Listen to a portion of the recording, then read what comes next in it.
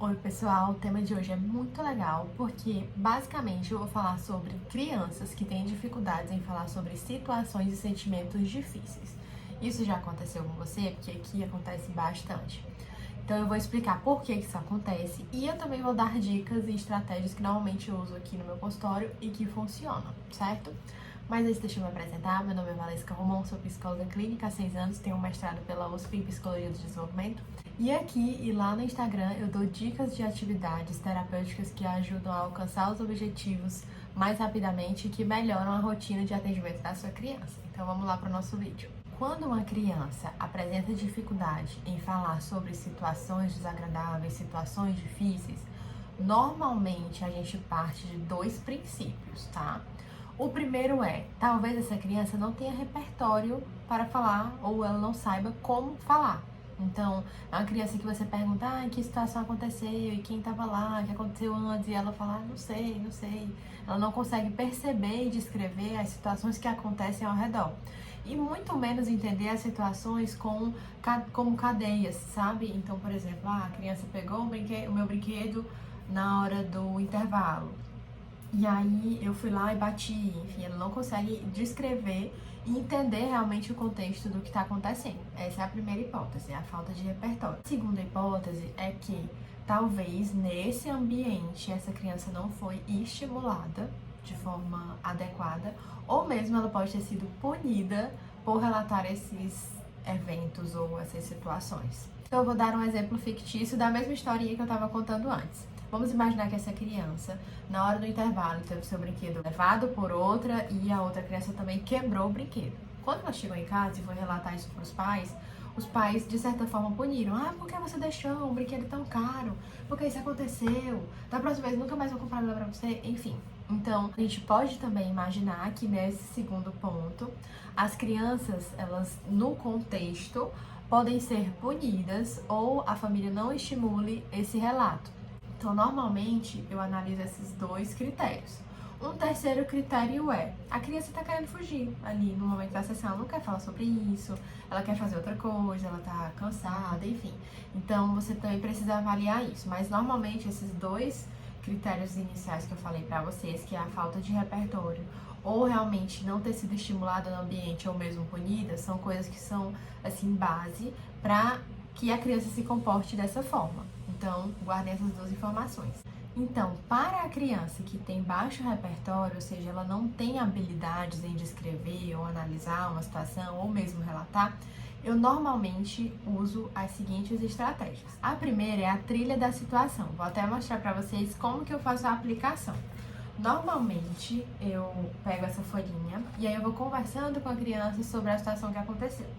Então eu vou perguntando, quem estava presente, qual foi o seu comportamento, quais foram as suas emoções, e os seus pensamentos, o que é que veio ali na sua cabecinha, o que é que aconteceu, quem estava presente depois. Então assim, para a criança que tem o baixo repertório de entender e identificar, eu vou pedindo para ela me relatar e a gente vai colocando aqui na trilha, explicando como foi essa situação, certo? Esse é um primeiro ponto. Uma segunda forma, se você perceber que a criança ainda assim tem muita dificuldade de relatar, é ir desenhando. Então, assim, eu sou uma péssima desenhista, mas eu vou desenhando bonequinhos de palito mesmo. Então a criança vai relatando, tia, eu não sei, eu tava na sala de aula e aí do nada eu dei um chute na professora. Tô dando sempre exemplos fictícios. Então você vai lá, pega a folha, aí eu pego a folha e desenho. Então tava aqui você, várias outras crianças na sala de aula. Tá aqui a lousa. O que tava acontecendo? Tava cheio de barulho. Muitos barulhos. Aí eu vou desenhando. E aí, depois, desse barulho, muita gente falando. O que as pessoas estavam falando? Um menino lá disse que eu era muito lerdo, né? Aí você se irritou. E aí depois você fez o quê? Eu vou botando de pai setinha, sabe? Tipo montando uma história em quadrinhos. Então eles conseguem relatar. Se você perceber que talvez a criança não tenha nem repertório para preencher a trilha, você pode começar dessa forma. E se a criança ainda tiver um repertório ainda mais baixo, então você vai trabalhar com o modelo, certo? Você mesma na sessão pode ir aos poucos apresentando esse comportamento para que a criança tenha a base de como fazer. Então, vamos dar um exemplo fictício. Você chega na sessão e diz, oi, boa tarde, tudo bem? Como é que você tá? Aí a criança diz, eu tô bem, tudo normal hoje. Aí você diz, eu tô um pouco cansada, acredita? Porque hoje a minha secretária faltou, então tô cheia de coisas pra resolver. Mas é isso mesmo, assim, vai passar, eu vou tentar resolver, mas hoje tá sendo bem cansativo mesmo. Mas ainda bem que você chegou, vamos começar a sessão. Então, eu dei um exemplo pra ela, eu relatei o sentimento, eu falei o porquê que eu tava me sentindo assim, e eu coloquei isso de uma forma natural e espontânea, também pra mostrar que tá tudo bem falar sobre isso. Normalmente, eu uso essas 3 estratégias, às vezes eu uso também a família terapêutica, sabe? Pra ir colocando ali emoções e situações, para que a criança vá adquirindo esse repertório verbal mesmo. Então, para a questão da criança que tem déficits em habilidades de comunicar e de relatar, é treino. É você ir ali toda a sessão, trazendo uma atividade impressa, pedindo para ela relatar, desenhando e analisando junto, dando modelos. É basicamente isso. Você vai enriquecer o repertório dessa criança e, claro, em parceria com a família e também na parceria com a escola, para que eles consigam estimular esse repertório em outros ambientes e que isso generalize. Para a criança que tem dificuldades em falar porque o ambiente de alguma forma puniu ou as pessoas não reforçaram, o ideal é ir trabalhando aos poucos na sessão e mostrando que esse ambiente é um ambiente seguro para que ela possa fazer isso e que ela tem ganhos ao relatar sobre essas situações desagradáveis, porque os adultos e as pessoas ao redor podem ajudá-la a resolver da melhor forma. Então, para isso, normalmente, quando a criança ou adolescente, até adolescente usa essa estratégia, tem dificuldades em falar sobre situações desagradáveis, eu peço para eles anotarem em papéis, eu até trouxe aqui os modelinhos, que normalmente eu faço. Daí eu peço para eles colocarem numa caixa. Eu não leio naquele momento, mas eu peço depois autorização para ler. E aí eles vão colocando a situação mais difícil que aconteceu na semana. E a gente vai guardando, tudo na caixinha, para que eles comecem a ter o hábito de trazer ou de lembrar e de colocar aquela situação ali, certo? Nós tendemos, como se fosse algo natural da gente, enquanto ser humano, fugir e evitar emoções desagradáveis. Por quê? Porque são desagradáveis de sentir. Quem é que ama tá triste?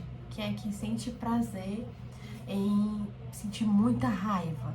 Né? Então, normalmente, as duas coisas não andam juntas. Vamos tender a esquivar dessas situações. Isso acontece bastante. Então, uma outra coisa que você precisa fazer, que é uma atividade que eu faço, que inclusive foi baseado nessa atividade que eu criei um livro que eu tô lançando, que é A Menina que Tinha Medo das Emoções Ruins, que vai ser lançado em maio de 2025. Não sei quando você vai assistir esse vídeo, mas é o meu primeiro livro. Então, basicamente, nessa atividade que eu faço as emoções desagradáveis, eu peço para a criança ou o adolescente anotar como cada emoção pode ajudar, mesmo as desagradáveis. E daí eu explico, olha, toda emoção tem uma função. Se ela existe, é porque ela tá ali com um motivo, com um porquê. Então, se você sente raiva, é porque provavelmente alguma coisa que você considera injusta aconteceu. Se você sente tristeza, é porque aquilo te afeta de alguma forma. Então, as emoções, elas sinalizam pra gente que algo provavelmente ali não está certo. E nós vamos tentar entender e ajustar da melhor forma. Então, eu vou lá colocando as emoções e eu lanço o desafio. Olha, o desafio vai ser você falar como que essa emoção pode te ajudar. Então, a inveja pode me ajudar? Sim, a inveja vai sinalizar para você o que é que talvez você queira e não está alcançando.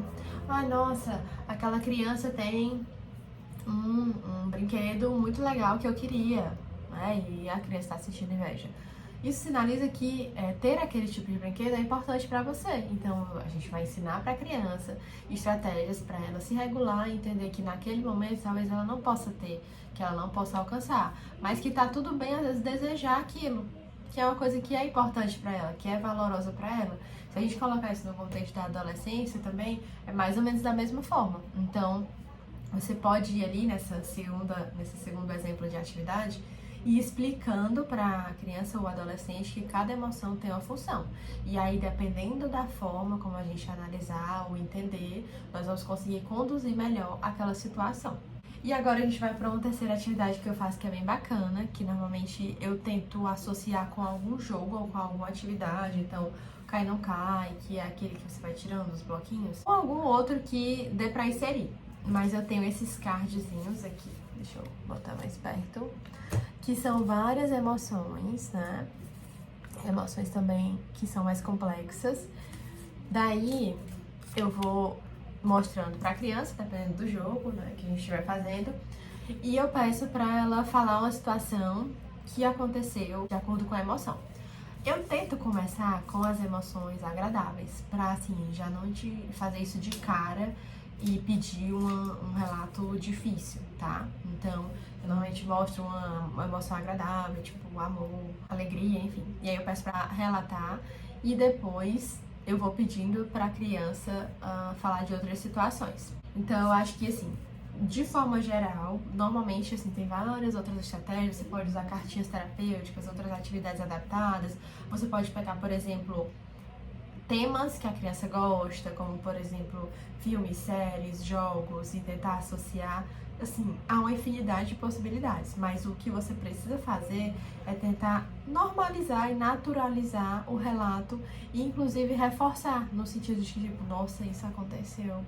Cara, imagine como foi difícil, viu? Mas, ó, eu tenho uma coisa que pode te ajudar. Tem uma estratégia que pode te ajudar.